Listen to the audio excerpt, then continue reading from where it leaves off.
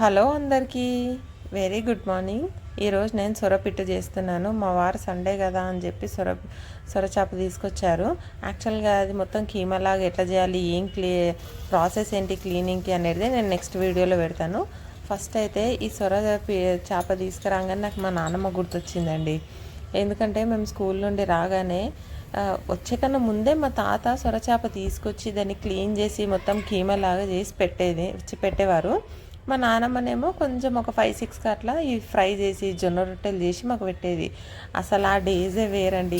ఇంకా దాంట్లో కట్టెల పొయ్యి మీద చేసేది మా నానమ్మ. చాలా బాగుండేదండి. అసలు ఎక్స్పీరియన్సే చాలా వెరైటీ అండ్ చెప్పలేము కూడా, అంత బాగుంటుండే. ఇప్పట్లో అంటే ఈ కట్టెల పొయ్యి అన్నీ పోయినాయి.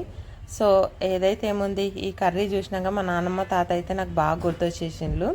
దీనికి పప్పుతోనే బాగుంటుంది కాంబినేషన్.